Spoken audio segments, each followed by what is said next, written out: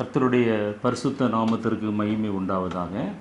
இந்த நாளிலும் நம்முடைய தியானத்திற்கு ஆதாரமாக 2 ராஜாக்கள் 5ஆம் அத்தியாயத்திலே சீரிய ராஜாவின் படைத்தலைவனாக இருந்த நாகமான் என்பவன் அவன் குஷ்டரோகியாயிருந்து அவன் சொஸ்தமடைந்ததை குறித்து நாம் தியானிக்க போகிறோம்.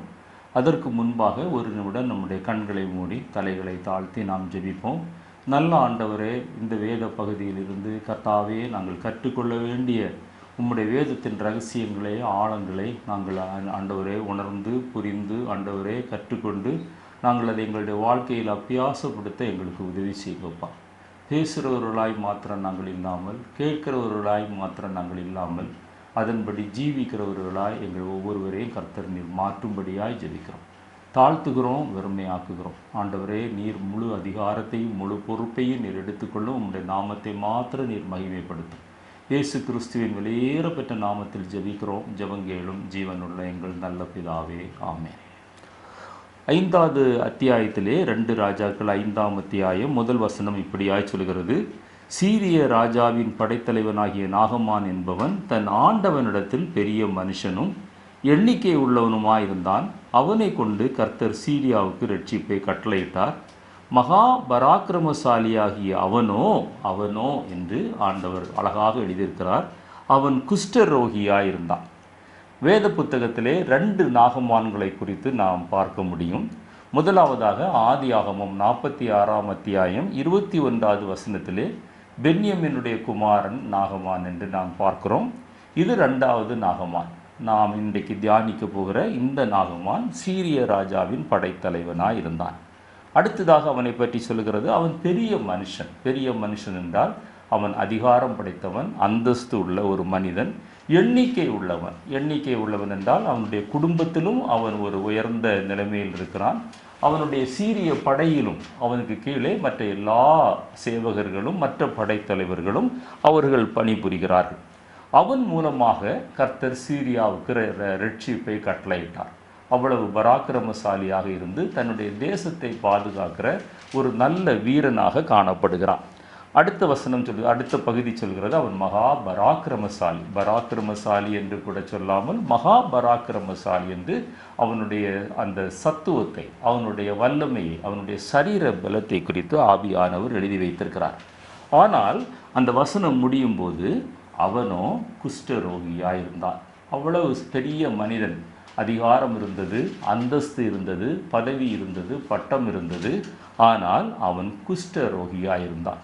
நாகமான் என்கிற அந்த பெயருடைய அர்த்தத்தை நீங்கள் பார்ப்பீர்களேயானால் அது இன்பமாய் இருக்க வேண்டிய ஒரு மனிதன். இவ்வளவு உலக பிரகாரமான ஸ்லாக்கியங்களை அவன் பெற்று கொண்டிருந்தாலும் அவனுடைய இன்பமான வாழ்க்கையிலே ஒரு துன்பத்தை அங்கே பார்க்கிறோம். அதுதான் அவன் குஷ்டரோகியாக இருந்தான். வேத புத்தகத்திலே பல இடங்களிலே குஷ்டத்தை குறித்து நாம் வாசிக்க முடியும். நான் கூட குஷ்டரோகம் என்கிறதான ஒரு செய்தியை கொடுத்திருக்கிறேன். நீங்கள் முடிந்தால் அதை கேட்டு பாருங்கள். குஷ்டம் என்றால் அது பாவத்தை குறிக்கிறது. ஒருவேளை நீங்கள் நினைக்கலாம், நாகமான் செய்த பாவத்தை குறித்து இங்கே எழுதப்படவில்லையே, அவன் எந்த பாவம் செய்தான் என்றால், அவன் சீரிய படை அவன் இஸ்ரவேல் தேசத்திற்கு சென்று அவன் அங்கே யுத்தம் செய்து அங்கிருந்து சிறை கைதிகளை கொண்டு வரும்போது வேதம் சொல்கிறது, அவன் ஒரு சிறுமியை சிறை கைதியாக கொண்டு வந்தான். அந்த சிறுமியை அவன் ஏன் கொண்டு வந்திருப்பான் என்றால், தன்னுடைய வீட்டிலே தன்னுடைய மனைவிக்கு அவளை வேலைக்காரியாக பயன்படுத்தலாம் என்கிற ஒரு சுய உணர்வோடு கூட அவனுடைய பெற்றோர்கள் உயிரோடு இருந்தார்களோ மரித்தார்களோ நமக்கு தெரியாது. ஆனால் அந்த சிறுமியை அவளுடைய விருப்பத்திற்கு மாறாக அவன் சிறை கைதியாக கொண்டு வருகிறான். இதுவே ஒருவேளை அவனுடைய வாழ்க்கையிலே பாவமாக இருக்கலாம். இந்த குஷ்டரோகம் பாவம் என்பதை குறித்து உசியா ராஜாவுடைய வாழ்க்கையிலும் நாம் பார்க்க முடியும்.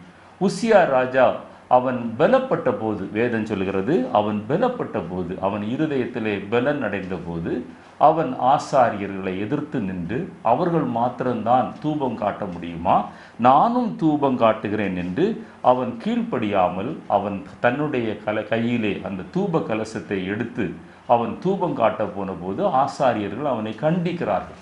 அப்பொழுது கூட அவன் கேட்கவில்லை. வேதம் சொல்கிறது, 2 நாளாகமும் 26ஆம் அத்தியாயம் 16 to 19 வரை வாசித்து பார்ப்பீர்களே, ஆனால் அவனுடைய நெற்றியிலே குஷ்டம் காணப்பட்டது.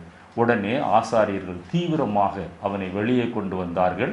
அவன் தன்னுடைய வாழ்நாள் முழுவதும் குஷ்டரோகியாக, இஸ்ரவேல் தேசத்தின் ராஜாவாக இருந்தாலும் தனியாக ஒரு வீட்டிலே வைக்கப்பட்டு அவன் குஷ்டரோகியாகவே வாழ்ந்து தன்னுடைய வாழ்க்கையை முடித்தான் என்று பார்க்க முடியும். எனவே குஷ்டம் அது பாவத்தை குறிக்கிறது. நம்முடைய வாழ்க்கையிலும் அதிகாரம் இருக்கலாம், அந்தஸ்துகள் இருக்கலாம், பதவிகள் இருக்கலாம், பட்டங்கள் இருக்கலாம். ஆனாலும் நம்மை அறியாமல் நம்முடைய சரீரத்திலே, அந்த ஆத்துமாவிலே ஒரு குஷ்டம் காணப்படலாம். அது பாவத்தை குறிக்கிறது. அடுத்ததாக குஷ்டம் எதை குறிக்கிறது என்றால் உணர்வில்லாத நிலைமை. முன்னாலே தமிழ்நாடு அரசு பேருந்துகளிலே ஒரு போர்டு வைத்திருப்பார்கள், உணர்ச்சியற்ற தேமல் குஷ்டத்தின் அறிகுறி என்று. எத்தனை பேர் நீங்கள் பார்த்திருப்பீர்களோ எனக்கு தெரியாது, நான் பார்த்திருக்கிறேன். உணர்வற்ற ஒரு சரீரமும் அது குஷ்டரோகத்தை காட்டுகிறது. இந்த உணர்வற்ற சரீரம் என்னவென்றால், அது உணர்வில்லாமலே நம்மை அறியாமலே பாவத்திலே விழுந்து கொண்டிருக்கிறது, அல்லது துணிகரமாக அந்த பாவத்தை நாம் செய்வது. உணர்வு இருந்தாலும் அந்த பாவம் என்கிற அந்த உணர்வு நமக்கு வராமலே பாவத்தின் அடிமைத்தனத்திலே நாம் வாழ்ந்து கொண்டிருப்போம். எகிப்தியர் ஜனங்கள் இஸ்ரவேல் ஜனங்களுக்கு விரோதமாக அநேக உபத்திரவங்களை செய்தார்கள். இஸ்ரவேல் ஜனங்கள் தேவனை நோக்கி முறையிட்ட போது அவர்களுடைய கூக்குரலை கேட்டு அவர்களை விடுவிக்க ஆண்டவர் சித்தம் கொண்டு மோசேயும் ஆரோனையும் அனுப்பின போது துணிகரம் கொண்டது, பார்வோனுடைய இருதயம் துணிகரம் கொண்டது என்று நாம் வேதத்திலே வாசிக்கிறோம். ஒவ்வொரு வாதையாக ஆண்டவர் அனுப்பினார். எகிப்தின் 10 வாதைகள் என்கிற ஒரு செய்தியை நான் கொடுத்திருக்கிறேன், அதை கேட்டு பாருங்கள். அப்பொழுது ஒவ்வொரு வாதையை அனுப்பும் போதும் அந்த பார்வோன் என்ன செய்வார் என்றால், அந்த மோசேயையும் ஆரோனையும் கூப்பிட்டு எனக்காக ஜெபியுங்கள், இந்த வாதை என்னை விட்டு நீங்கட்டும் என்று சொல்லுவார். ஆனால் வாதை நீங்கின போதோ அவனுடைய இருதயம் கடினப்படும். தலைப்பிள்ளை சங்காரம் வரைக்கும் அவனுடைய இருதயம் கடினப்பட்டது. அதற்கு பிறகும், அவர்களை விடுவித்த பிறகும் அவருக்கு கடினப்பட்டது. இது குஷ்டத்தின் ஒரு அடையாளம். அநேகர் திரும்ப திரும்ப ஒரு பாவத்தை செய்து கொண்டிருப்பார்கள். தாங்கள் தவறு செய்கிறோம் அல்லது பாவம் செய்கிறோம் என்கிற உணர்வில்லாதவர்களாய் அவர்கள் பாவம் செய்து கொண்டே இருப்பார்கள். அந்த உணர்வற்ற நிலைமை. ஆனால் அந்த பாவம் இஸ்ரவேல் ஜனங்களை பற்றி பிடிக்கவில்லை. அந்த எந்த வாதையும் இஸ்ரவேல் ஜனங்களை பற்றி பிடிக்கவில்லை. கடைசியாக தலைப்பிள்ளை சங்காரம். எகிப்திலே எல்லா தலைப்பிள்ளைகளும் மரித்து போனார்கள். இஸ்ரவேல் தேசத்திலே அந்த மரணம் நேரிடவில்லை. காரணம் என்னவென்றால், பஸ்கா ஆட்டுக்குட்டியானவருடைய இரத்தம் அவங்களுடைய நிலைக்கால்களிலே தெளிக்கப்பட்டிருந்தது. அதுபோல இந்த துணிகரமான பாவம் நம்மை ஆவிக்குரிய மரணத்திற்கு அழைத்து செல்லாமல் இருப்பதற்கு நமக்காக அடிக்கப்பட்ட அந்த ஆண்டவராய் இயேசு கிறிஸ்துவின் இரத்தத்தினாலே நீங்களும் நானும் பாவமற கழுகி சுத்திகரிக்கப்பட்டு பரிசுத்த ஜீவியம் செய்ய வேண்டும். அடுத்ததாக இந்த குஷ்டரோகத்தை குறித்து நீங்கள் பார்ப்பீர்களேயானால் அது ஒரு தொற்று நோய். இந்த தொற்று நோய் ஆவிக்குரிய அர்த்தம் என்னவென்றால், பிறர் மூலமாக அந்த நல்ல விசுவாசிகளாக இருப்பார்கள், தகாத உறவுகள், தகாத ஐக்கியங்கள், தகாத அந்யோன்யங்கள், சேர்க்கைகள், இது மூலமாக அநேக விசுவாசிகள் தொற்று நோய் போல அவர்களிடத்தில் இருக்கிற அந்த பாவ பழக்க வழக்கங்களை தாங்கள் பெற்றுக்கொள்ளுகிறார்கள்.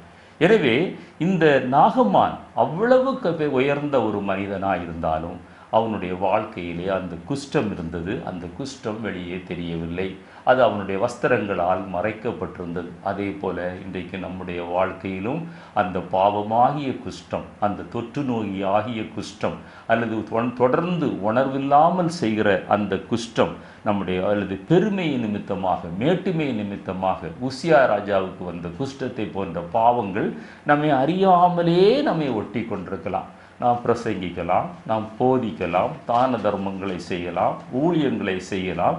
ஆனாலும் நம்முடைய வாழ்க்கையிலே பெருமை என்கிற ஒரு குஷ்டம் இருக்குமேயானால் ஆண்டவர் இந்த நாளிலே நம்மை சுஸ்தப்படுத்த விரும்புகிறார். நான் இந்த செய்தியை 5 பகுதிகளாக உங்களிடத்தில் சொல்ல விரும்புகிறேன். பல தடவை நீங்கள் இந்த செய்தியை கேட்டிருக்கலாம். ஆனாலும் இன்றைக்கு ஆவியானவர் அதை வித்தியாசமாக அதை பார்க்க நமக்கு உதவி செய்வாராக. எனவே முதலாவதாக நான் சொன்ன முதல் பாயிண்ட் என்னவென்றால், அற்புதத்திற்கு முன்பாக நாகமானிடத்தில் இருந்த குஷ்டம். ரெண்டாவது கதாபாத்திரம், இந்த அற்புதத்திற்கு முன்பாக நான் சுட்டி காட்ட விரும்புகிற கதாபாத்திரம் யார் என்றால், அந்த சிறு பெண். 2 ராஜாக்கள் 5ஆம் அத்தியாயம் 2-3 வசனங்களை நான் வாசிக்கிறேன். சீரியாவிலிருந்து தண்டுகள் புறப்பட்டு இஸ்ரவேல் தேசத்திலிருந்து ஒரு சிறு பெண்ணை சிறைப்பிடித்து கொண்டு வந்திருந்தார்கள். அவள் நாகமானின் மனைவிக்கு பணிவிடை செய்து கொண்டிருந்தாள். அவள் தன் நாச்சியாரை பார்த்து, என் ஆண்டவன் சமாரியாவில் இருக்கிற தீர்க்கதரிசியினிடத்தில் போவாரானால் நலமாயிருக்கும், அவர் இவருடைய குஷ்டரோகத்தை நீக்கி விடுவார் என்றார். பாருங்க, ஒரு அடிமையாக கொண்டு போகப்பட்ட பெண் தன் நாச்சியாரோடு கூட அவள் பேசுகிறாள். முதலாவது இந்த சிறு பெண்ணிடத்தில் இருந்த குணாதிசயம் என்னவென்றால், சத்தியத்தை தன்னுடைய அடிமைத்தனத்திலும் தன்னுடைய சிறையிருப்பிலும் தனக்கு உயர்வாக இருக்கிற தன்னுடைய எஜமாட்டி இடத்துல பேசுகிற அளவிற்கு பக்தி வைராக்கியம் படைத்த சிறு பெண்ணாய் காணப்படுகிறார். இதே போல நீங்களும் நானும் மாற வேண்டும் என்று ஆண்டவர் விரும்புகிறார். அடுத்ததாக தன்னுடைய எஜமானின் கஷ்டத்தை குறித்து அவள் கேள்விப்படுகிறாள். அந்த கஷ்டத்தை குறித்து கேள்விப்படுத்தின உடனே அந்த எஜமான் பேரில் அவளுக்கு கசப்பு வரவில்லை. தன்னை சிறைப்பிடித்து கொண்டு வந்து இப்படி அடிமைப்படுத்தி வைத்திருக்கிறாரே என்று கசப்பு கொள்ளாமல் அந்த மாயமற்ற அன்பினாலே அவரை பார்க்கிறார். என்னுடைய எஜமான் குஷ்டத்தினால் கஷ்டப்படுகிறாரே, இவருக்கு ஒரு தீர்வு நம்முடைய தேசத்திலே எலிசா என்கிற தீர்க்கதரிசி மூலமாய் கிடைக்குமே, அவர் அங்கு போவாரானால் சொஸ்தமாவாரே என்று தன்னுடைய இருதயத்தில் நினைத்தது மாத்திரமல்ல, அதை தன்னுடைய நாச்சியாரிடத்தில் சொல்கிறாள். அவளுடைய உள்ளத்தில் கசப்பும் காணப்படவில்லை, கோபமும் காணப்படவில்லை. இந்த சிறு பெண்ணுடைய பெயர் எழுதப்படவில்லை. இன்றைக்கு பிரபல்யமானவர்கள் அநேகர் தங்களுடைய பெயரை பிரபலப்படுத்துகிறார்கள், பிரஸ்தாபப்படுத்துகிறார்கள், தங்களை தாங்களே புகழ்ந்து கொள்கிறார்கள் அல்லது மற்றவர்களை புகழும்படியாக ஏற்படுத்துகிறார்கள். ஆனால் ஆவியானவர் இந்த பெண்ணை நமக்கு முன்பாக எழுதி வைத்திருக்கிறார். கசப்பில்லாத, கோபமில்லாத, பழி வாங்குகிற எண்ணம் இல்லாத, மாயமற்ற அன்புள்ள இந்த சிறு பெண்ணை ஆண்டவர் இன்றைக்கு நமக்கு முன்மாதிரியாய் வைத்திருக்கிறார். நம்முடைய வாழ்க்கையிலே குஷ்டம் ஒட்டி கொள்ளாமல் இருப்பதற்கு இந்த சிறு பெண்ணை நாம் நோக்கி பார்க்க வேண்டும். அவள் அந்த ரட்சிப்பின் நற்செய்தியை சொல்லுகிறாள். தன்னுடைய எஜமான் எப்படியாயினும் கஷ்டத்திலிருந்து விடுதலை அடைய வேண்டும், ஆரோக்கியம் பெற வேண்டும், அவருடைய வீட்டில் நாம் சாப்பிடுகிறோம், அங்கே தங்கி இருக்கிறோம், அந்த நன்றி உணர்வு எப்படி ஆயிலும் என் எஜமானுக்கு நான் நன்மை செய்ய வேண்டும். யார் இந்த எஜமான்? தன்னை அடிமையாக கொண்டு வந்த எஜமான், தன்னுடைய பெற்றோரை விட்டு தன்னுடைய தேசத்தை விட்டு பிரித்த எஜமான் என்பது அவளுக்கு நன்றாக தெரியும். ஆனாலும் கசப்பு இல்லாமல், கோபம் இல்லாமல் அவள் எப்படி நடந்து கொண்டாளோ அதுபோல நம்மை துன்பப்படுத்துகிறவர்களுக்காக நீங்கள் நானும் ஜெபிக்க வேண்டும். உங்களை ஒருவன் ஒரு கன்னத்தில் அறைந்தால் மறு கன்னத்தையும் காட்டி கொடு என்று ஆண்டவர் சொல்கிறார். அந்த நல்ல மன்னிக்கிற தயவு பெருத்த கிருபை, மாயமற்ற அன்பை இந்த சிறு பெண் நமக்கு கற்றுத்தருகிறார். 3வது கதாபாத்திரம் யார் என்றால் நாகமானுடைய மனைவி. 2 ராஜாக்கள் 5ஆம் அத்தியாயம் 4வது வசனத்திலே அந்த மனைவி, அப்பொழுது அவன் போய் இஸ்ரவேல் தேசத்து பெண் இன்ன பிரகாரமாய் சொல்லுகிறாள் என்று தன்னுடைய ஆண்டவனிடத்திலே அறிவித்தார். நாகமானுடைய மனைவியும் அந்த சிறு பெண் சொன்னதை அலட்சியம் பண்ணவில்லை. இன்றைக்கு நாம் சுவிசேஷம் யார் சொல்லுகிறார் என்று நாம் பார்க்கிறோம்.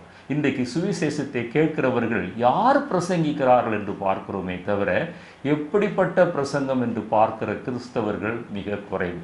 பிரபல்யமான ஊழியக்காரராக இருந்தால் அவருடைய செய்திகளை அநேகர் கேட்பார்கள். ஆனால் அட்ரஸ் இல்லாதவர்களாக இருந்தால் அவர்களுடைய செய்திகள் ஆழமாக இருந்தாலும் ஆவிக்குரிய கருத்தாளம் நிறைந்த செய்திகளாக இருந்தாலும் கேட்பதற்கு ஆட்கள் இல்லை.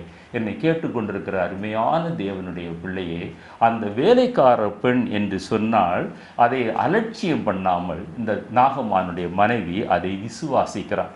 நீங்களும் நானும் விசுவாசித்தோமே, ஆனால் விசுவாசித்ததை மற்றவர்களிடத்தில் சொல்ல வேண்டும். அதே போல இந்த நாகமானுடைய மனைவி தான் விசுவாசித்ததை, அந்த விசுவாசம் கிரியை நடப்பிக்கிறது. விசுவாச கிரியை இல்லாத விசுவாசம் அது செத்தது என்று வேதத்திலே வாசிக்கிறோம். இங்கே ஒரு ஜீவன் உள்ள விசுவாசம் அந்த நாகமானுடைய வீட்டு வேலைக்காரி அந்த சிறு பெண்ணிடத்தில் இருந்தது. இப்பொழுது யாரிடத்தில் இருக்கிறது? இப்பொழுது தீமோத்தேயுவை பற்றி சொல்லும்போது பவுல் அப்போஸ்தலர் உன்னுடைய பாட்டிக்குள் இருந்த விசுவாசம், உன்னுடைய தாய்க்குள் இருந்த விசுவாசம் என்று சொல்றாரு. அதே போல அந்த சிறு பெண்ணுக்குள்ள இருந்த விசுவாசம் இப்பொழுது யாரிடத்தில் வருகிறது? நாச்சியாரிடத்தில் வருகிறது. நாச்சியார் தான் கேட்டதை அறிந்து அதை தன்னுடைய கணவனிடத்திலே போய் சொல்கிறார். நான்காவது கதாபாத்திரம் யார் என்றால் சீரிய ராஜா. சீரிய ராஜா இஸ்ரவேல் தேசத்திற்கு எதிரி ராஜா.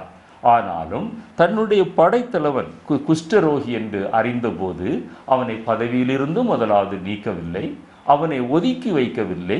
ஏனென்றால் அவன் எண்ணிக்கை உள்ளவனாய் இருந்தான். அவன் மூலமாக கர்த்தர் சீரியாவுக்கு ரட்சிப்பை கட்டளையிட்டிருந்தார்.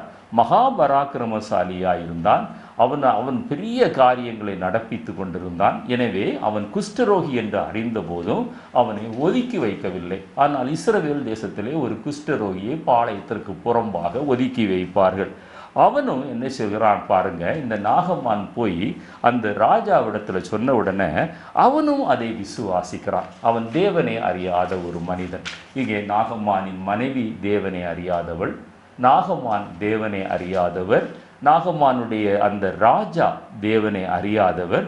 அப்படி இருந்தாலும் தன்னுடைய வேலைக்காரன் சொஸ்தமாக வேண்டும் என்று சொல்லி தன்னுடைய எதிரி ராஜாவை ஆகிய சீரிய ராஜாவிற்கு கடிதம் எழுதுகிறான். கடிதத்தோடு கூட 10 தாலந்து வெள்ளி, 6000 சேக்கல் நிறை பொன், 10 மாற்று வஸ்திரங்களை, இதை நீ நன்கொடையாக கொண்டு போ என்று சொல்லி அதை அந்த தீர்க்கதரிசிக்கு கூட என்று சொல்லி சீரிய ராஜா தன்னுடைய எதிரியான இஸ்ரவேல் ராஜாவிடத்தில் அவன் கடிதம் எழுதுகிறான். என்ன கடிதம் எழுதுகிறான்?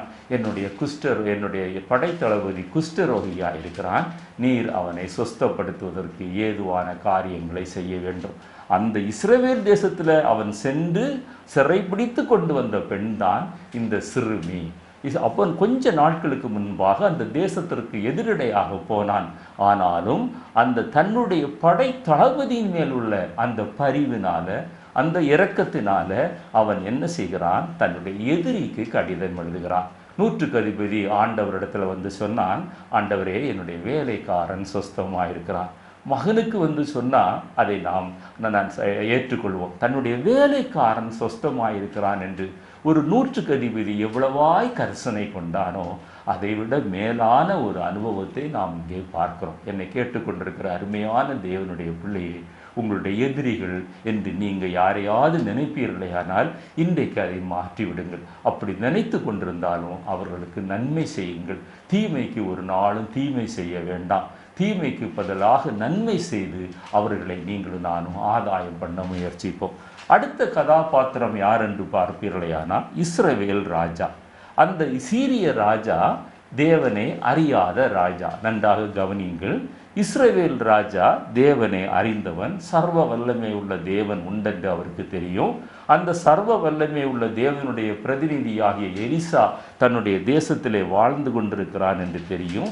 ஆனாலும் அவன் அந்த சீரிய ராஜா நிருபத்தை அனுப்பின போது அந்த நிருபத்தை வாசித்த உடனே தன்னுடைய வஸ்திரங்களை கிழித்தெறிகிறான்.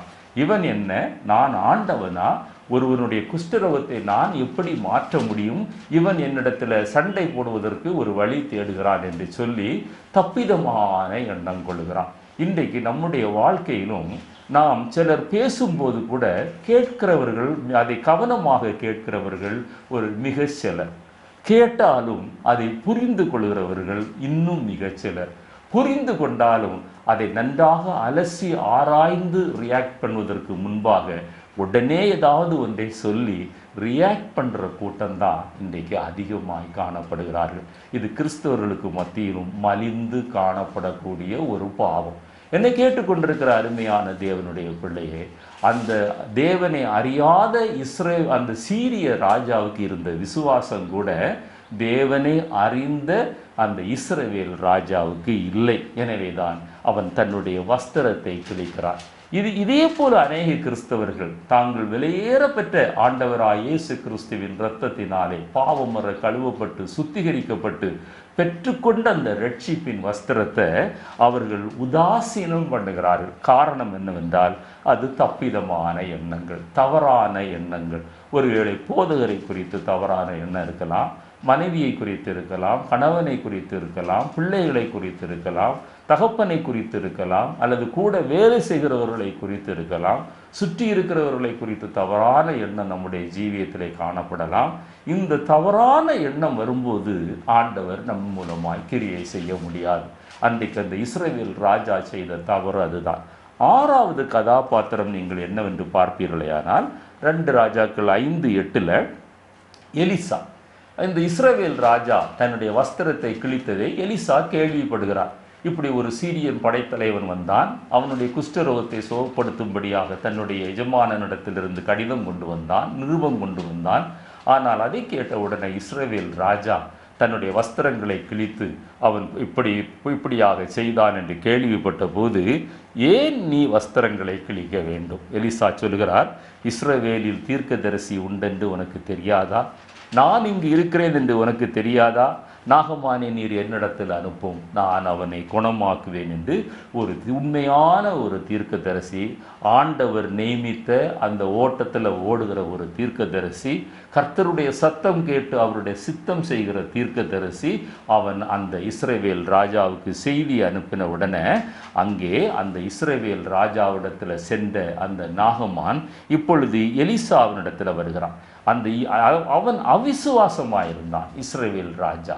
ஆனால் எலிசா விசுவாச அறிக்கை செய்கிறார். நாகமான் தன்னிடத்தில் வந்தபோது ஆண்டவரை உலக பிரகாரமாக பகிரங்கமாக அறிக்கை செய்த அந்த எலிசா நாகமானிடத்தில் தன்னை காண்பிக்கவே இல்லை, தன்னை மறைத்து கொள்ளுகிறார். இதுதான் எலிசாவினிடத்தில் இருந்த உன்னதமான குணம். ஆண்டவரே, நீர் பெருக வேண்டும், நான் சிறுக வேண்டும். நான் தான் தீர்க்கதரிசி, நான் தான் உன்னை குணப்படுத்துவேன், ஆண்டவர் என்னை விசேஷமாய் அபிஷேகித்திருக்கிறார் என்று அவன் நாகமானை பார்க்க வரவில்லை. அவன் சொல்கிறான், நாகமானை பார்த்து அந்த பகுதிக்கு நான் பின் வருகிறேன். அவன் அப்படிப்பட்ட ஒரு தீர்க்கதரிசியாக அந்த 6வது கதாபாத்திரம் காணப்படுகிறது. 7வது கதாபாத்திரம் இந்த அற்புதத்திற்கு முன்னால் பார்ப்பீர்களேயானால் நாகமானுடைய ஊழியக்காரர்கள். எலிசா சொல்கிறான், நீ யோர்தான் நதியில் போய் 7 தரம் மூழ்கி நீ எழும்பு, அப்பொழுது உன்னுடைய குஷ்டரோகம் மாறும் என்று சொல்கிறான். மூழ்கி எழும்புகிற அனுபவம் அது ஞான ஸ்நானத்தை காட்டுகிறது. ஸ்நானம் நம்மை சுத்திகரிக்கிறதை காட்டுகிறது. ஆண்டவராய் இயேசு கிறிஸ்துவை நம்முடைய வாழ்க்கையிலே சொந்த இரட்சகராக ஏற்றுக்கொள்வது உண்மையானால் நல் மனசாட்சியின் உடன்படிக்கையாக, தேவ நீதியாக, தேவ கட்டளையாக பிதா குமாரன் பரிசுத்தாவின் நாமத்தில் தண்ணீரில் மூழ்கி நீங்களும் நானும் ஞானஸ்நானம் எடுக்க வேண்டும் என்று ஆண்டவர் விரும்புகிறார். எலிசா சொன்னதை அந்த ஊழியக்காரர்கள் விசுவாசிக்கிறார்கள். ஆனால் நாகமான் விசுவாசிக்கவில்லை. நாகமான் விசுவாசிக்க முடியாத காரணத்தை நான் பின்னாலே சொல்கிறேன். அப்பொழுது அந்த ஊழியக்காரர்கள் அங்கே இடைப்படுகிறார்கள். அந்த சிறுமிக்கு இருந்த விசுவாசம், அந்த மனைவி, நாகமானுடைய மனைவிக்கு இருந்த விசுவாசம், நாகமானுக்கு ஆரம்பத்தில் இருந்த விசுவாசம், அந்த சீரிய ராஜாவுக்கு இருந்த விசுவாசம், அந்த எலிசாவினுடைய விசுவாச அறிக்கை, இது எல்லாவற்றையும் கண்டு கேட்ட அந்த ஊழியக்காரர்கள் அவர்கள் சொல்கிறார்கள், என்ன சொல்கிறார்கள்? அவர்கள் அதை விசுவாசித்து அவர் செய்ய சொன்ன காரியம், எலிசா சாதாரணமான ஒரு காரியத்தை தான் அப்பா சொன்னார். யோர்தானில் போய் நீ 7 தரம் மூழ்கி எழும்ப வேண்டும் என்று தானே சொன்னார். இது நம்மால் கை கொள்ள முடியாத காரியம் அல்லவே, இது லேசான காரியம்தானே என்று சொல்லி அந்த நாகமானை எப்படி அழைக்கிறார்கள்? தகப்பனே. பாருங்க, சுவிசேஷம் சொல்லும்போது அந்த தெய்வீக அன்பு நம்மிடத்திலிருந்து புறப்பட்டு வர வேண்டும். தகப்பனே, இது ஒரு சாதாரண காரியம்தானே, உம்மால கை கொள்ள முடியாத காரியம் இல்லை என்று அந்த தேவனே அறியாதிருந்த அந்த நாகமானுடைய ஊழியக்காரர்கள் தகப்பனே என்று அழைத்து பெரிய காரியம் சொல்லி இருந்தா நீர் ஒருவேளை கீழ்ப்படிந்திருப்பீரே, இது சாதாரண காரியம்தானே, நீ ஏன் கீழ்ப்படியக்கூடாது? 7 தடவை நீர் மூழ்கி எழும்ப வேண்டியது தானே என்று சொல்கிறார். என்னை கேட்டுக்கொண்டிருக்கிற அருமையான தேவனுடைய பிள்ளையே, அந்த 7 எதை காட்டுகிறது என்றால் பரிபூரணத்தை காட்டுகிறது. பரிபூரணம் என்கிற தலைப்பிலே ஒரு செய்தியை நான் கொடுத்திருக்கிறேன். வரும் நாளிலே அதை நீங்கள் கேட்பீர்கள். அந்த பரிபூர்ணப்படுத்துகிற அனுபவம், அந்த விசுவாசத்தில் ஒரு பரிபூர்ணம் உண்டாகும் போது தான் நம்முடைய வாழ்க்கையில் அற்புதங்கள் நடக்கும், அதிசயங்கள் நடக்கும், ஆச்சரியமான செயல்களை ஆண்டவர் நடப்பிக்க முடியும். இயற்கைக்கு அப்பாற்பட்ட அற்புதங்களை நீங்களும் நானும் பார்க்க முடியும். ரெண்டாவதாக இந்த செய்தியினுடைய பார்க்கும்போது அற்புதம் நடக்க காரணம் என்ன? இந்த செய்தியினுடைய இரண்டாவது பகுதியாக அற்புதங்கள் நடக்க காரணம் என்ன என்பதை குறித்து நான் பேச விரும்புகிறேன். முதலாவதாக மனத்தாழ்மை. நாகமானிடத்தில் இருந்த மனத்தாழ்மை, நாகமானுடைய மனைவி இடத்தில் இருந்த மனத்தாழ்மை. அந்த வேலைக்கார பெண் சொன்ன போது அந்த சொல்லுகிறாள் என்றால் அதில் ஒரு காரியத்தை நீங்கள் விளக்கி கொள்ள வேண்டும். அந்த வேலைக்காரியும் அந்த எஜமாட்டியும் சகசமாக பேசுகிறவர்கள், பழகி பேசுகிற ஒரு அனுபவம் இருந்ததுனால தான் அந்த வேலைக்கார பெண் தன் ஆட்சியாரிடத்தில் சொல்ல முடிந்தது. அவ்வளவு மனத்தாழ்மை உள்ள ஒரு மனைவியை ஆண்டவர் நாகமானுக்கு கொடுத்திருந்தார். எனவே தான் அங்கே அற்புதம் நடப்பதற்கு ஏதுவாயிருந்தது. ரெண்டாவதாக நாகமானுக்கு இருந்த மனத்தாழ்மை. தன்னுடைய மனைவி சொன்னதையும் அவர் விசுவாசிக்கிறார். மூன்றாவதாக அவர் அதை வெட்கப்படாமல் இஸ்ரவேல் ராஜாவிடத்தில் போய் சொல்லுகிறார். அது அவருடைய மனத்தாழ்மையை காட்டுகிறது. இஸ்ரவேல் ராஜாவும் தன்னுடைய எதிரியினிடத்தில் எப்படி நிருபத்தை கொடுப்பது என்று அவர் யோசிக்காமல் மனத்தாழ்மையாய் அந்த கசப்பை எல்லாம் மறந்து, பழையனை மறந்து, ஒருவன் கிறிஸ்துவுக்குள் இருந்தால் அவன் புதிய சிருஷ்டியாக இருக்கிறான், பழையன எல்லாம் ஒளிந்து போயின, எல்லாம் புதிதாயின என்று சொல்கிற வேத வசனத்தின்படி அந்த மனிதனும் மனத்தாழ்மையோடு கூட பகைவனுக்கு அவர் செய்கிறார். அந்த பகைவனிடத்தில் புறப்பட்டு போனது. அடுத்தது எண்ணிக்கை உள்ளவன், மகாபராக்கிரமசாலி, படைத்தலைவன், சீரியாவுக்கு ரட்சிப்பை உண்டாக்கினவன். வேதம் சொல்கிறது 2 ராஜாக்கள் 5ஆம் அத்தியாயம் 9வது வசனத்தில் அவன் எலிசாவினுடைய வீட்டிற்குள்ள பிரவேசிக்கவில்லை. நாகமான் எலிசாவினுடைய வீட்டு வாசலில் போய் நின்றான். இதுவும் அவருடைய மனத்தாழ்மையை காட்டுகிறது. அடுத்ததாக அந்த எலிசா சொன்ன பரிகாரம் தான் எதிர்பார்த்தபடி இல்லாத போது, அதை நிராகரித்த போது தன்னுடைய வேலைக்காரர்கள் தன் சொன்ன ஆலோசனையை ஏற்றுக்கொண்ட ஒரு மனத்தாழ்மை. 2 ராஜாக்கள் 5ஆம் அத்தியாயம் 13, 14. மூன்றாவதாக அந்த ஏற்றுக்கொண்ட உடனே அவன் என்ன செய்கிறான்? ரதத்திலிருந்து இறங்குறான். எதுக்கு ரதத்திலிருந்து இறங்குறான்? அந்த யோர்தான் நதியில் போய் மூழ்குவதற்காக. நீங்களும் நானும் ஒரு வேளை சிலர் ரதத்தை குறித்தும் சிலர் குதிரைகளை குறித்தும் மேன்மை பாராட்டுகிறார்கள். அந்த குதிரை ஆகிய மேன்மை பெருமையிலிருந்து, அந்த ரதத்திலிருந்து நீங்களும் நானும் இறங்க வேண்டும் என்று ஆவியானவர் விரும்புகிறார். என்னை கேட்டுக்கொண்டிருக்கிற அருமையான தேவனுடைய பிள்ளையே, நீங்களும் நானும் அந்த ரதத்திலிருந்து இறங்க வேண்டும். அவனுடைய அந்தஸ்தையும் அவனுடைய கௌரவத்தையும் அவன் பார்க்கவில்லை. தான் விரும்பின பிரகாரம் எலிசா தன்னை குணப்படுத்தாவிட்டாலும் அதையும் அவன் பார்க்கவில்லை. அவனுக்குள்ள இருந்த சுயம், அந்த பெருமை ஆனால் முதல்ல வெளிப்பட்டது. என்ன சொல்கிறான்? தமஸ்குவில் நதிகள் இல்லையா? அர்பனாவும் பர்பாரும் இல்லையா? நான் ஏன் யோர்தானில் மூழ்க வேண்டும் என்று பெருமை பாராட்டினவன் சாதாரண வேலைக்காரர்கள் சொன்ன ஆலோசனையை கேட்டு அவன் கீழே இறங்குகிறான். என்னை கேட்டுக்கொண்டிருக்கிற அருமையான தேவனுடைய பிள்ளையே, யாக்கோபில் இந்த நிருபம் 4ஆம் அத்தியாயம் 6வது வசனத்தில் அதிகமான கிருபைகளை தேவன் நமக்கு அளிக்கிறாரே. பெருமை உள்ளவர்களுக்கு அவர் எதிர்த்து நிற்கிறார், தாழ்மை உள்ளவர்களுக்கோ அவர் கிருபை அளிக்கிறார். நம்முடைய பெருமை நமக்கு வர வேண்டிய இன்பத்தை தடுக்கிறது. நாகமான் இன்பமா என்று பெயர் கொண்டிருந்தாலும் அவனுடைய வாழ்க்கையில் துன்பம் இருந்தது. ஏன் தெரியுமா? அவனுடைய சரீரத்தில் இருந்த குஷ்டம். இந்த பெருமை நம்முடைய வாழ்க்கையிலே குஷ்டம் போல காணப்படுமே, ஆனால் நமக்கு வரவேண்டிய ஆசீர்வாதத்தை அது தடுத்து நிறுத்திவிடும். 12ஆம் சங்கீதத்திலே 3வது வசனத்தில் இச்சகம் பேசுகிற உதடுகளையும் பெருமை பேசுகிற நாவையும் கர்த்தர் அறுத்து போடுகிறார் என்று எழுதப்பட்டிருக்கிறது. பெருமை, இச்சகம், அகந்தை, மேட்டிமை, பொய் நாவு, இதெல்லாம் ஆண்டவர் அருவருக்கிற குஷ்டங்கள். இதையெல்லாம் நம்முடைய வாழ்க்கையை விட்டு அகற்றும் போது தான் கர்த்தர் நம்முடைய வாழ்க்கையில் ஒரு இன்பத்தை கொண்டு வருவார். நாகமானுடைய பெயருடைய அர்த்தம் இன்பம். நீதிமொழிகள் 8ஆம் அத்தியாயம் 13வது வசனத்தில் தீமையை வெறுப்பதே கர்த்தருக்கு பயப்படும் பயம். அந்த தீமையில் அடுத்தது என்ன சொல்கிறார் அந்த வசனத்தில்? பெருமை, அகந்தை, தீய வழிகள், புரட்டுவாய், இது போன்ற தீமைகள் நம்முடைய வாழ்க்கையில் குஷ்டத்தை போல ஒட்டி கொண்டிருக்கும். உணர்வில்லாத தேமலை போல காணப்படும். அது நம் மூலமாய் மற்றவர்களுக்கு பரவும், அல்லது மற்றவர்களிடத்திலிருந்து நம்மிடத்தில் வரும். துணிகரமாக இந்த பாவங்களை நம்முடைய வாழ்க்கையில் அனுமதித்து கொண்டிருப்போம். ஆண்டவர் இந்த நாளில் சொல்லுகிறார், இந்த காரியங்கள் நம்முடைய வாழ்க்கையில் குஷ்டங்களாய் காணப்படுகிறது. எசேக்கியேல் தீர்க்கதரிசியின் புத்தகம் 7ஆம் அத்தியாயம் 24வது வசனத்தில், பலவான்களுடைய பெருமையை நான் ஒழிய பண்ணுவேன். பலவானா இருக்கலாம், நாகமான் பலவானா இருந்தான், எண்ணிக்கை உள்ளவனா இருந்தான், மகாபராக்கிரமசாலியா இருந்தான், சீரிய தேசத்திற்கு ரட்சிப்பை உண்டாக்குகிறவனா இருந்தான், அவன் படைத்தளபதியா இருந்தான். அந்த பலவானுடைய கிருபை, அந்த பெருமையை ஆண்டவர் ஒழிய பண்ணினார். அல்லேலூயா. மூன்றாவதாக இந்த செய்தியின் 3வது பகுதியாக, அற்புதம் உடனே நடக்காததற்கு என்ன காரணங்கள்? இதே காரணங்கள் நம்முடைய வாழ்க்கையிலும் அது ஒப்பனையாக வரலாம்.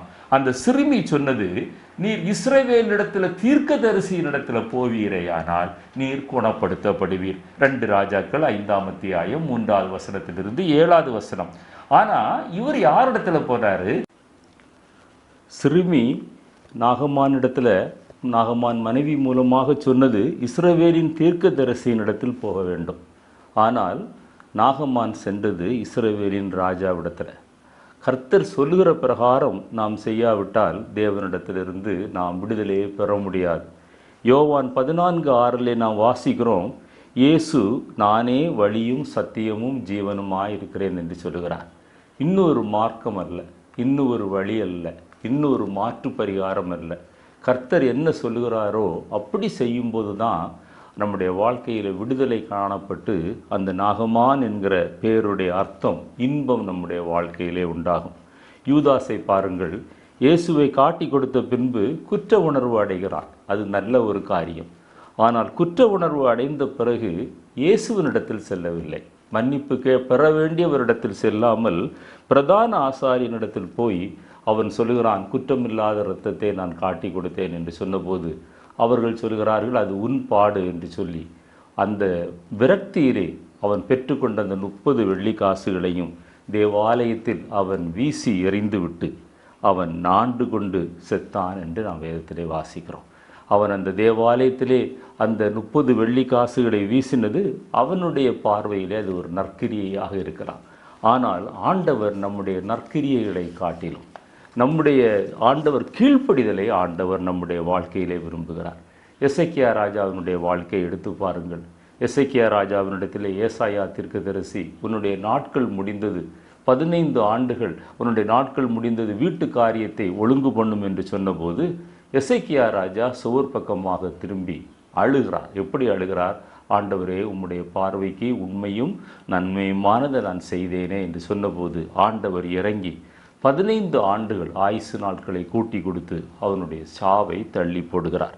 அது அடுத்ததாக இந்த நாம் கவனிக்க வேண்டிய முக்கியமான காரியம் என்னவென்றால், அந்த நாகமான் அந்த சுகம் பெறுவதற்காக இஸ்ரவேல் தேசத்திலே வரும்போது அவன் வெகுமதிகளை கொண்டு வருகிறான். நான் ஏற்கனவே சொன்னேன், வெள்ளி, பொன், மாற்று வஸ்திரங்களை கொண்டு வருகிறான். இது ஒரு வகையில் அதை கனப்படுத்துவதாக இருந்தாலும் அல்லது ஊழியக்காரருக்கு காணிக்கையை கொடுப்பதாக நினைத்தாலும், நாகமானுடைய பார்வையிலே அவனுடைய கண்ணோட்டம் என்னவா இருந்திருக்கும் என்றால், இது ஒரு வெகுமதிகளை கொடுக்கும்போது அவர் வெளியே வந்து தன்னை தொட்டு தன்னை குணப்படுத்தி சுகமாக்குவார் என்று நினைத்திருக்கலாம். இது ஒரு யூகம்தான். இதிலிருந்து நாம் கற்றுக்கொள்ள வேண்டிய காரியம் என்னவென்றால், பணத்தினாலேயோ அல்லது காணிக்கைகளினாலேயோ, நாம் கொடுக்கிற தசம பாகங்களினாலேயோ அல்லது காணிக்கைகளினாலேயோ தான தர்மங்களினாலேயோ அல்லது நற்கிரியைகளினாலோ நாம் ரட்சிப்பை பெற முடியாது. ரட்சிப்பை பெறுவதற்கு ஒரே வழி ஆண்டவராய் இயேசு கிறிஸ்து. நானே வழியும் சத்தியமும் ஜீவனுமாய் இருக்கிறேன் என்று சொல்லுகிற அந்த சத்தியத்திற்கு நாம் கீழ்ப்படியும் போதுதான் அந்த ரட்சிப்பை பெற்றுக்கொள்ள முடியும். மூன்றாவதாக இதில் நாம் சிந்திக்க வேண்டிய ஒரு காரியம், 2 ராஜாக்கள் 5ஆம் அத்தியாயம் 9 - 11 அந்த வசனங்களை நான் வாசிக்கும்போது, எலிசா நாகமானிடத்திலே நீ யோர்தானிலே போய் 7 தரம் மூழ்கு, அப்பொழுது நீ சொஸ்தமாவா என்று சொன்னபோது அந்த வார்த்தையை நம்பவில்லை. நாகமான் தன்னுடைய சுய விருப்பத்தின்படி, தன்னுடைய சுய சித்தத்தின்படி ரட்சிப்படைய மனது உள்ளவராகி கீழ்ப்படிய அந்த வார்த்தைக்கு கீழ்ப்படிந்து எலிசா சொன்னது போல செய்வதற்கு அவருடைய உள்ளத்தில் அந்த ஒரு கீழ்ப்படிதலின் ஆவி அந்த நேரத்தில் இல்லை. அவர் என்ன சொல்கிறார்? அவர் வந்து என்னை தொட்டு அந்த இடத்தை தடவி ஜெபம் பண்ணி சுகமாக்குவார் என்று நான் எனக்குள் நினைத்திருந்தேன். ஆண்டவர் எப்படி நமக்கு ஒரு விடுதலையை தர வேண்டும், அல்லது ஆண்டவர் எப்படி ஒரு காரியத்திலே நமக்கு வெற்றியை தர வேண்டும் என்று நாம் நினைப்பது வேற, ஆண்டவர் நினைப்பது வேற. எனவே தான் அவர் சொல்கிறார், என்னுடைய நினைவுகள் உங்களுடைய நினைவுகள் அல்ல. அவருடைய நினைவுகளுக்கும் நம்முடைய நினைவுகளுக்கும் மிகுந்த வித்தியாசம் இருக்கிறது. ஒருவேளை வேலைக்கார பெண் அந்த நாகமானிடத்திலே சொல்லியிருக்கலாம், நீர் அந்த எலிசாவிடத்திலே சொல்லும்போது உம்முடைய குஷ்டரோக பகுதியை அவர் தொட்டு உமக்கு சுகம் தருவார் என்று சொல்லியிருக்கலாம். எனவே அவர் நாகமான் நினைத்திருக்கலாம். அதே போல நாமும் நம்முடைய வாழ்க்கையிலே நம்முடைய பிரச்சனைக்கு விடுதலை இப்படித்தான் கிடைக்கும் என்று நாம் நினைத்து கொண்டிருக்கலாம். ஆனால் ஆண்டவர் நமக்கு புரியாத வகையிலே, நாம் நினையாத நேரத்திலே ஆண்டவர் நமக்கு ஒரு விடுதலையை கொடுத்து நம்மை ஆசீர்வதிக்க முடியும். எனவே தான் ஆங்கிலத்தில் சொல்வார்கள், காட்ஸ் வேஸ் ஆர் மிஸ்டீரியஸ் என்று சொல்வார்கள். நம்முடைய சுய ஞானமும் சுய சித்தமும் சுய விருப்பும் ஆண்டவருடைய ரட்சிப்பை ஒரு நாளும் கொண்டு வராது. கர்த்தருடைய சித்தத்திற்கு முழுவதுமாக நாம் அர்ப்பணிக்கும் போதுதான் ஆண்டவர் அந்த ரட்சிப்பை நம்முடைய வாழ்க்கையிலே தருகிறார். நான்காவதாக நான் கற்றுக்கொள்ள வேண்டிய இந்த பாடம் என்னவென்றால், அவன் உக்கிர கோபத்தோடே திரும்பினான் என்று 2 ராஜாக்கள் 5ஆம் அத்தியாயம் 12வது வசனத்திலே வாசிக்கிறோம். சாதாரண ஒரு காரியத்தை தான் தீர்க்கதரிசி சொல்லுகிறார். நீ யோர்தான் நதியிலே போய் 7 தரம் மூழ்கு என்று சொல்லும்போது அவர் உக்கிர கோபம் அடைகிறான். தான் நினைத்தபடி எலிசா தன்னை குணமாக்கவில்லை தான் என்று அந்த வேதனையோடு கூட, அல்லது அந்த ஏமாற்றத்தோடு கூட அது அவனுடைய உக்கிர கோபமாக மாறுகிறது. எலிசா தன்னை வந்து பார்க்கவில்லை, வீட்டு வாசலிலே நிற்கிறார். எலிசா உள்ளே இருந்து தான் சொல்லி அனுப்புகிறார், அவனை யோர்தானிலே போய் மூழ்க என்று சொல்லுகிறார். யோர்தான் என்பது அது மரணத்தை காட்டுகிறது. யோர்தானினுடைய வார்த்தையினுடைய அர்த்தமே மரணம்தான். நம்முடைய பழைய மனிதன் மரித்து புதிய மனிதன் நம்மிடத்தில் உருவாகும் போதுதான் ஆண்டவர் நம்மிடத்தில் ஒரு விடுதலையை தர முடியும், ஒரு ரட்சிப்பை தர முடியும், ஒரு அற்புதத்தை செய்ய முடியும். 7 தரம் மூழ்கு என்று சொல்லும்போது அது பரிபூர்ணத்தை காட்டுகிறது. கர்த்தர் சொல்வது போல நாம் கீழ்ப்படியும் போதுதான் ஆண்டவர் நம்முடைய வாழ்க்கையில் அற்புதம் செய்ய முடியும். பரிபூர்ணம் என்கிற தலைப்பிலே ஒரு செய்தியை நான் கொடுத்திருக்கிறேன் சமீப நாட்களிலே. அதை நீங்கள் கேட்பதற்கான ஒரு வாய்ப்பு உங்களுக்கு கிடைக்கும். இங்கே உக்கிர கோபத்தோடு கூட திரும்பினான் என்று வாசிக்கிறோம். ஆனால் வேதம் சொல்கிறது, கோபம் தேவனுடைய நீதியை நடப்பிக்காதே. ஆண்டவர் சொல்வதை கேட்டு அதன்படி கீழ்ப்படியாமல் அதற்கு மாறாக நம்முடைய சுய விருப்பத்தின்படி நடக்கவில்லையே என்பதற்காக நாம் கோபப்படக்கூடாது. இங்கே 7 தடவை சாதாரண ஒரு காரியம், அந்த யோர்தான் நதியிலே போய் மூழ்கு என்று சொன்னது, அதை அவர் ஏற்றுக்கொள்ள அவருக்கு மனதில்லை. லூக்கா எழுதின சுவிசேஷம் 5ஆம் அத்தியாயம் 4-5 வசனங்களை நீங்கள் வாசித்து பார்ப்பீர்களே, ஆனால் ஆண்டவர் சொல்கிறார், உங்கள் வலைகளை போடுங்கள். அங்கே ப்ளூரல், அந்த வலைகளை போடுங்கள் என்று சொல்கிறார். 5வது வசனத்தில் வாசிக்கிறோம், அவர்கள் வலையை போட்டார்கள், வலை கிழியத்தக்கதாக மீன்கள் கிடைத்தது என்று வாசிக்கிறோம். பாருங்க, ஆசீர்வாதமும் வந்தது, அதே நேரத்தில் ஆசீர்வாதத்தை கொண்டு வந்த அந்த வலை கிழிந்து போகிறது. அதை பிறகு அவங்க பழுது பார்க்க வேண்டிய ஒரு நிர்பந்தத்திற்குள்ளாய் கடந்து போகிறார்கள்.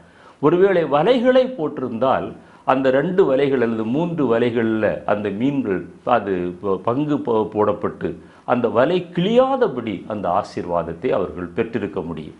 இதுபோல தான் ஆண்டவர் நம்முடைய வாழ்க்கையில் அவர் சொல்வதை நீங்களும் நானும் கேட்க வேண்டும் என்று, அப்படியே 100க்கு 100 கீழ்ப்படிய வேண்டும் என்று விரும்புகிறார்.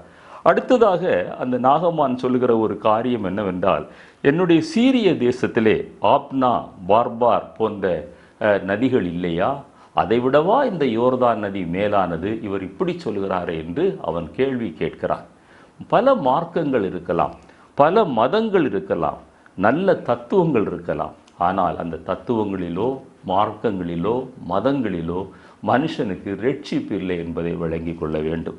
ரட்சிக்கப்படுவதற்கு இயேசு அல்லாமல் வேறு வழி இல்லை என்று நாம் அறிந்து கொள்ள வேண்டும். இந்த செய்தியின் 4வது பகுதியாக அற்புதம் நடந்த பிறகு உள்ள சில கதாபாத்திரங்களை நான் திரும்பவும் உங்களுக்கு ஞாபகப்படுத்த விரும்புகிறேன். முதலாவதாக நாகமான்.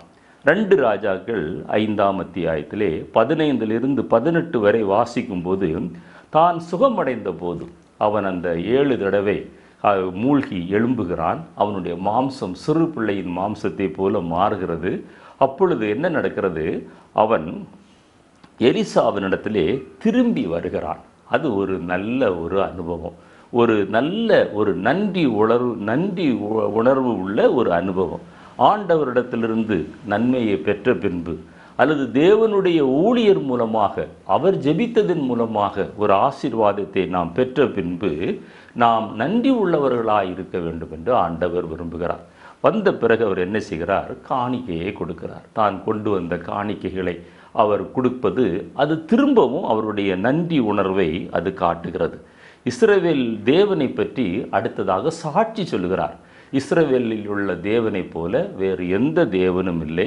நான் மற்ற தேவர்களை இனி நான் பணிந்து கொள்வதில்லை, வணங்குவதில்லை, ஆராதிப்பதில்லை என்று ஒரு நல்ல தீர்மானமும் எடுக்கிறார். பாருங்க, ஒரு நன்றி உணர்வு இருக்கிறது. அந்த நன்றி உணர்வின் அடையாளமாக வருகிறார், காணிக்கை கொடுக்கிறார், ஒரு நல்ல தீர்மானம் எடுக்கிறார். நான் இஸ்ரவேல் தேவனை தவிர வேறு எந்த தேவனையும் நான் இனி ஆராதிப்பதில்லை என்று அவர் ஒரு தீர்மானமும் எடுக்கிறார். பாருங்க, நன்றாக கவனியுங்கள்.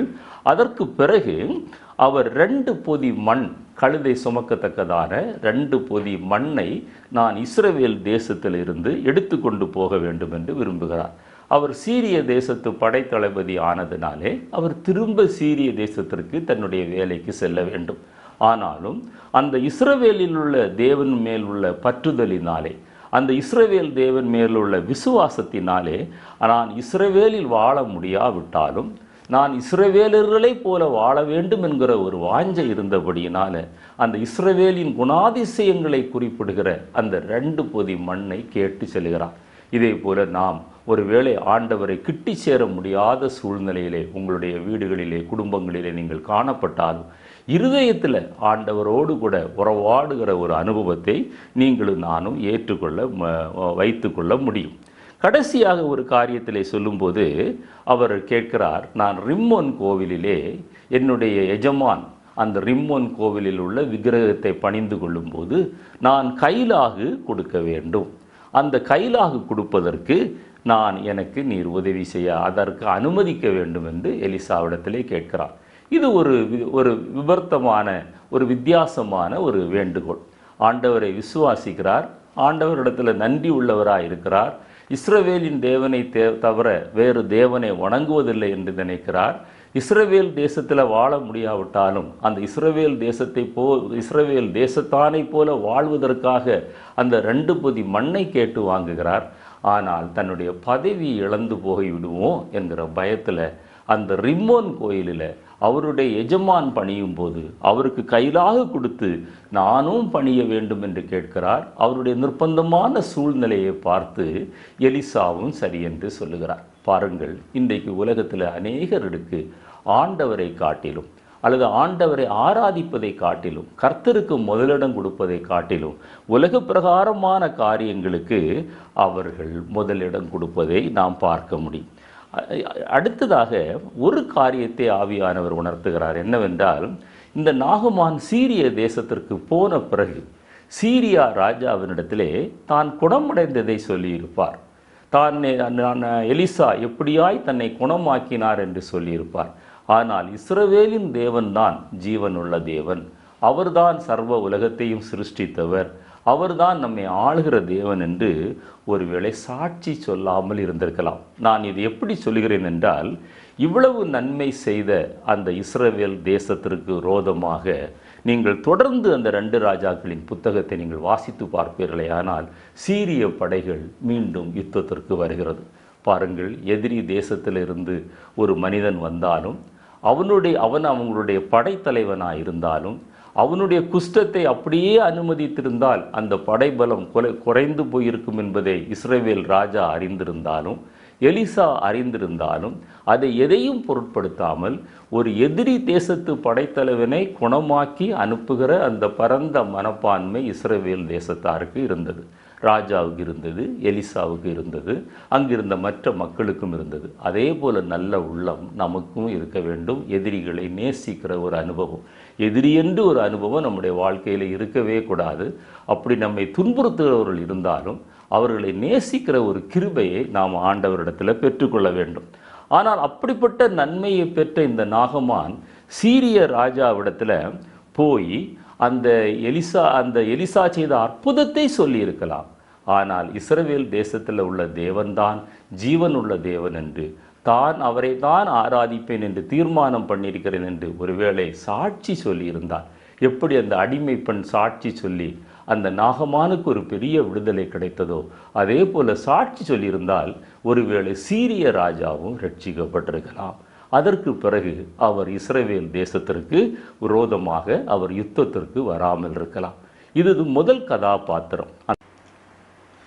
எலிசா அந்த காணிக்கையை அவர் விரும்பவில்லை, தன்னை வெளிப்படுத்த விரும்பவில்லை, தன் மூலமாக கர்த்தர் செய்த ரட்சிப்பை விளம்பரப்படுத்த விரும்பவில்லை. எவ்வளவோ வருந்தி கேட்டுக்கொள்கிறார் நாகமான். ஆனால் அதை எலிசா ஏற்றுக்கொள்ளவில்லை என்று வேதத்திலே வாசிக்கிறோம். அடுத்ததாக மூன்றாவதாக கேயாசி. அற்புதம் நடந்த பிறகு உள்ள ஒரு கதாநாயகன், முக்கியமான கதாநாயகன் கேயாசி. எஜமான் வாங்காத காணிக்கையை அவர் வாங்க விரும்புகிறார். அதை வாங்குவதற்காக அவர் என்ன செய்கிறார்? நாகம்மானிடத்திலே பொய் சொல்கிறார். 2 தீர்க்கதரிசிகளின் புத்திரர்கள் இப்போதுதான் வந்தார்கள், அவர்களுக்கு மாற்று வஸ்திரங்களும் அவர்களுக்கு வெகுமதிகளும் தேவைப்படுகிறது என்று சொல்லி அந்த நாகம்மானிடத்தில் பொய் சொல்லி அவர் திரும்பி காணிக்கைகளை பெற்றுக்கொள்கிறார். திரும்ப அந்த காணிக்கைகளை பெற்றுக்கொண்ட பிறகு அவர் எலிசாவினுக்கு முன்பாக வந்து நிற்கிறார். எலிசாவிற்கு ஆண்டவர் அதை வெளிப்படுத்துகிறார். எலிசா கேட்கிறார், நீ அந்த நாகமானை பின்தொடர்ந்து செல்லும் போது 2 ராஜாக்கள் 5ஆம் அத்தியாயம் 26வது வசனத்திலே, என் மனம் உன்னுடன் செல்லவில்லையா? தேவன் எல்லாவற்றையும் அறிந்திருக்கிறார். நீ வாங்குகிற காலமா இந்த காலம்?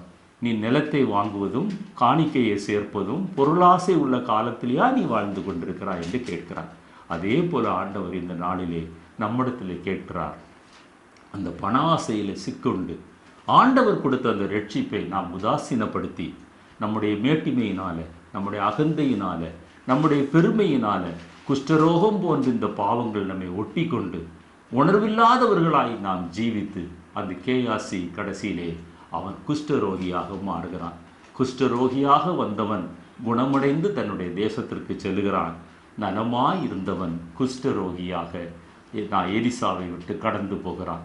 எலிசாவிற்கு பின்பு அந்த மாபெரும் ஊழியம் கேயாசிக்கு வந்திருக்க வேண்டும். ஆனால் கேயாசிக்கு அந்த ஊழியம் வரவில்லை. அதற்கு மாறாக குஷ்டரோகத்தை வெகுமதியாக பெற்றுக்கொண்டு செல்கிறான். எனவே என்னை கேட்டுக்கொண்டிருக்கிற அருமையான தேவனுடைய பிள்ளைகளே, இந்த நாகமான் மூலமாக அநேக காரியங்களை நாம் தியானித்தோம்.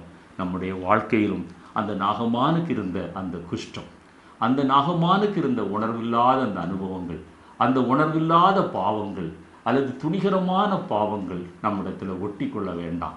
அந்த கேயாசிக்கு இருந்த பண ஆசை நம்மிடத்தில் ஒட்டி கொள்ள வேண்டாம். மாறாக அந்த சிறுமிக்கு இருந்த தாகம், அந்த சுவிசேஷம் அறிவிக்க வேண்டும் என்கிற தாகம், கசப்பு, அந்த வைராக்கியம், இதையெல்லாம் மறந்து செயல்படுகிற அந்த தாகம், அந்த சிறுமியோடு கூட நன்றாக பழகிற ஒரு எஜமாட்டி, அந்த சிறுமி சொன்னதை ஏற்றுக்கொள்கிற விசுவாசம், மனைவி சொன்னதை ஏற்றுக்கொண்ட அந்த நாகமானுடைய விசுவாசம், நாகமான் சொன்னதை ஏற்றுக்கொண்ட அந்த சீரிய படைத்தலைவனுடைய அந்த ராஜாவுடைய விசுவாசம், அந்த எலிசா சொன்னதை ஏற்றுக்கொண்டு நாகமானுக்கு புத்தி சொன்ன அந்த ஊழியக்காரர்களுடைய விசுவாசம் நம்மிடத்திலே வளர்ந்து பெருகுமையானால் அந்த நாகமான் என்கிற பெயருடைய அர்த்தம், அந்த இன்பம் நம்முடைய வாழ்க்கையிலே பதிக்கும். தேவன் தாமே இந்த வார்த்தைகளை ஆசீர்வதிப்பாராக.